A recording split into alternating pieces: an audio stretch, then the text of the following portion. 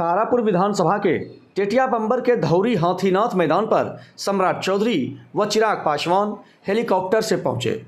वहां पहुंचकर उन्होंने लोजपा प्रत्याशी अरुण भारती के पक्ष में जनसभा को संबोधित किया। जनसभा को संबोधित करते हुए सम्राट चौधरी ने कहा कि प्रधानमंत्री नरेंद्र मोदी के नेतृत्व में देश तेजी से विकास कर रहा है। आज भारत विश्व की 5वीं सबसे बड़ी अर्थव्यवस्था बन चुकी है।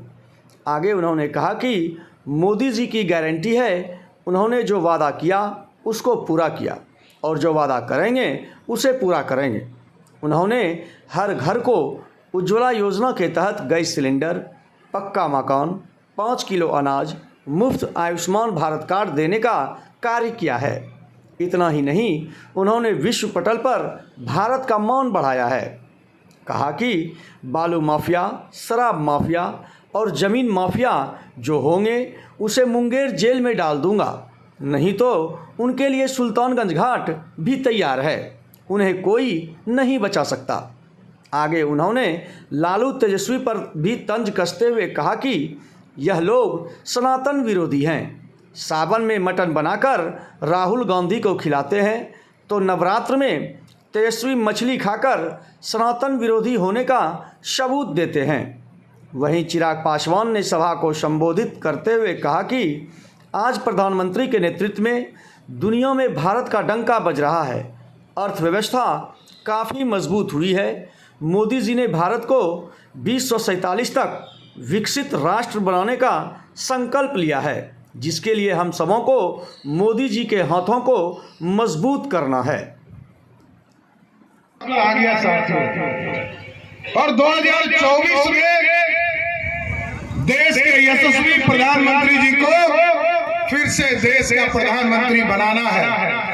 और ये तारापुर की धरती है, यहाँ से भी एक एक वोट लोजपा रामविलास के हेलीकॉप्टर छाप पर अरुण भारती जी को देना है। इसका संकल्प लेने का समय आ गया।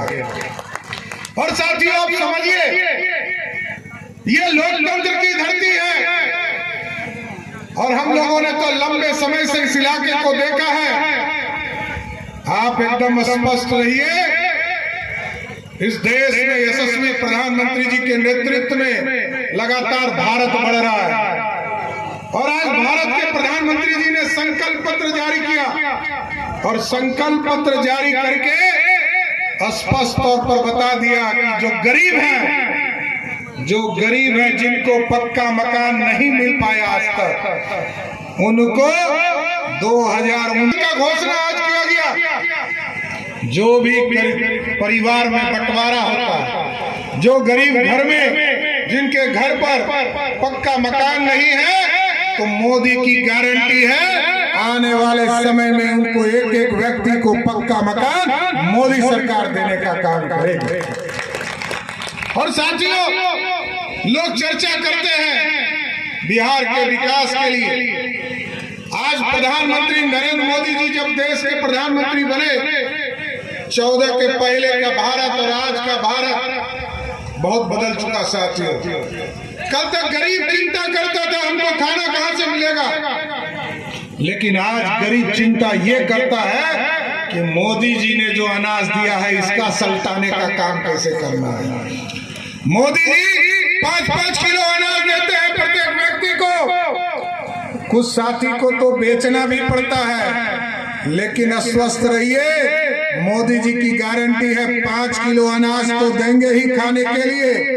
5 लाख तक का इलाज भी मुफ्त नीतीश कुमार और मोदी सरकार ने तय कर दिया है। अब गरीब बहनों को जेवर नहीं बेचना पड़ेगा, गरीबों को 5 लाख तक के इलाज के लिए सोचना नहीं पड़ेगा। सीधा कागज दिखाएंगे और सीधे हॉस्पिटल में भर्ती हो जाएंगे। और डबल इंजन की सरकार क्या होती है साथियों, ये समझिए। जब तक महागठबंधन की सरकार थी बिहार में, लोग चिंता करते थे कि हमारा आयुष्मान भारत कार्ड नहीं बनेगा, लेकिन यहाँ राजीव जी बैठे हैं। हम लोगों ने तय किया डबल इंजन की सरकार के बाद आदरणीय नीतीश कुमार जी के नेतृत्व में उस समय मैं स्वास्थ्य विभाग का भी मंत्री था। 2 मार्च को मैंने तय किया, तब तक पूरे बिहार में मात्र 83 लाख लोगों को आयुष्मान भारत कार्ड था, और 2 मार्च को तय किया और 17 मार्च तक मैं स्वास्थ्य मंत्री रहा। साथियों, आपको जानकर आश्चर्य होगा, ये 15 दिनों में हम लोगों ने बिहार में लगभग 2 करोड़ से अधिक लोगों को आयुष्मान कार्ड देने का काम किया। और इसके बाद भी चिंता नहीं करना है साथियों, क्योंकि मैंने कहा कि जिसको 5 किलो अनाज मिलता है तो आप समझ जाइए आपका इलाज मुफ्त कराने का काम मोदी और नीतीश कुमार ने तय कर दिया, क्योंकि 1 करोड़ 21 लाख परिवार को देश के यशस्वी प्रधानमंत्री नरेंद्र मोदी जी का आशीर्वाद आयुष्मान भारत से मिल रहा है। और 58 लाख परिवार आदरणीय नीतीश कुमार जी के नेतृत्व में जो बिहार की सरकार चल रही है, इसके द्वारा 58 लाख परिवार मतलब बिहार के लगभग 10 करोड़ लोगों को हम सीधे आयुष्मान से जोड़ने का काम किए हैं। इसलिए बिहार का कोई गरीब बच ही नहीं सकता है। साथियों, खंड में इस इलाके में करता होगा एकदम स्पष्ट रहिए। मैं जानता हूँ कि पिछड़े के लोगों को लोग तंग करते हैं, तंग करने का दिन चला गया। साथियों, एकदम सशस्त्र नेतृत्व खड़ा है और आदरणीय नीतीश कुमार जी के नेतृत्व में हम लोगों ने एक सुशासन का सपना देखा है। एकदम बालू माफिया, शराब माफिया और जमीन माफिया जो होंगे उसको या तो मुंगेर जेल में डाल दूंगा, नहीं तो सुल्तानगंज घाट भी तैयार है उसके लिए, कोई बचा नहीं सकता है। साथियों, ये कानून का राज स्थापित करने वाला बिहार है और पूर्ण रूप से बिहार पूरी तरह कानून का राज स्थापित होगा। और कुछ लोग जब पिछला सावन गुजर रहा था तो एक चार्जशीटेड व्यक्ति जो अभियुक्त है, जिस पर चारा खाने का आरोप है, वो व्यक्ति अपने घर में मटन बनाकर राहुल गांधी को खिला रहे हैं। तो इस देश में सनातन बचेगा क्या? सनातन बचेगा इस तरह क्या?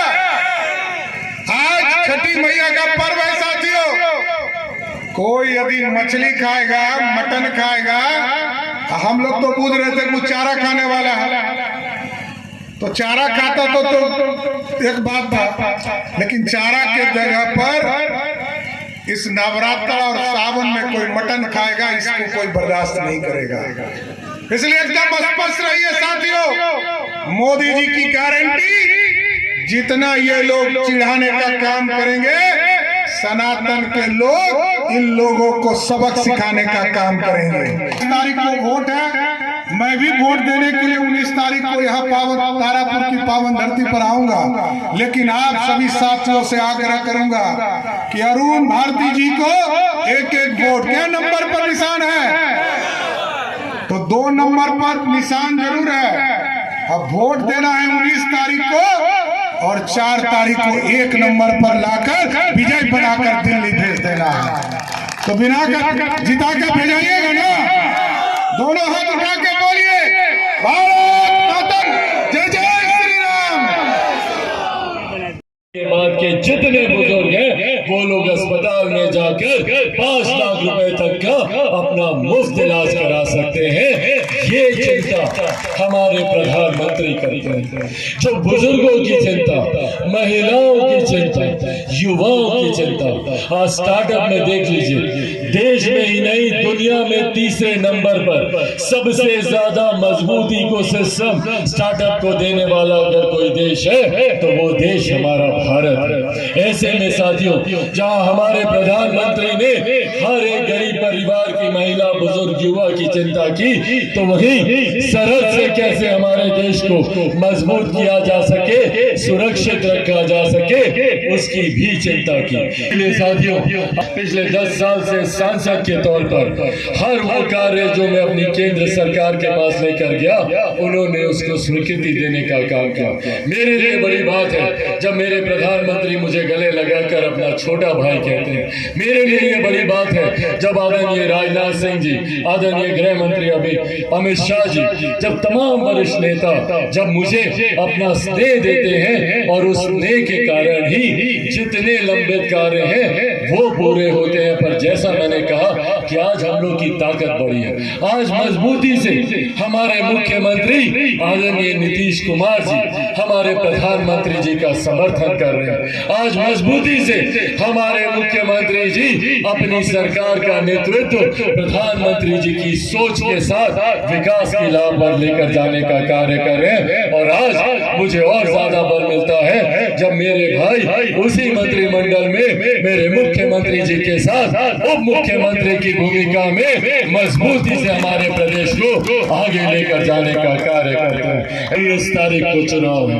आप लोगों ने दो बार भारी मतों से मुझे अपना समर्थन देने का कार्य किया। इस बार एक राष्ट्रीय अध्यक्ष की भूमिका में मेरे पिता पिछली बार जब आप लोग के बीच आया था चुनाव के दौरान, उस वक्त मेरे नेता मेरे पिता आदरणीय रामविलास पासवान जी आज वो इस दुनिया में नहीं है। और उनके जाने के बाद मेरा व्यक्तिगत जीवन, मेरा राजनीतिक जीवन कई उतार चढ़ाव से गुजरा।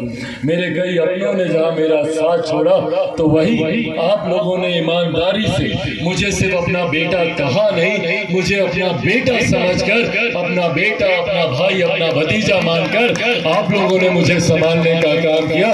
मेरी महिलाओं ने मुझे चाची बनकर, माँ बनकर, बहन बनकर आप लोगों ने जिस तरीके से मेरे आंसू पोंछने का काम किया और मुझे पुनः वो मजबूती देने का काम किया। पिछले 2.5-3 सालों में जिस तरीके से आप लोगों ने मुझे संभाला है, उसके लिए मैं उम्र भर आपका आभारी रहूंगा।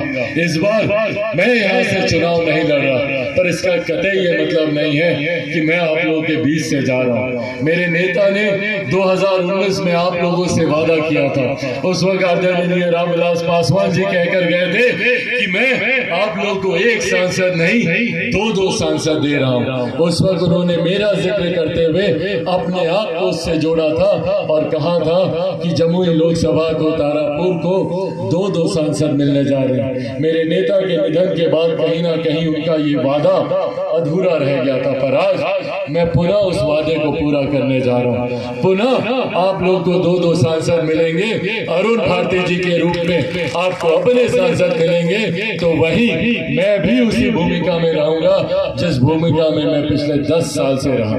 यहाँ पर एक बार फिर से आप सबका मैं धन्यवाद करता हूँ, अपने पार्टी के तमाम साथियों का, गठबंधन के तमाम साथियों का मैं धन्यवाद करता हूँ जो दिन रात बिना किसी उम्मीद के मेहनत करते हैं, दिन रात आप लोगों के बीच रहने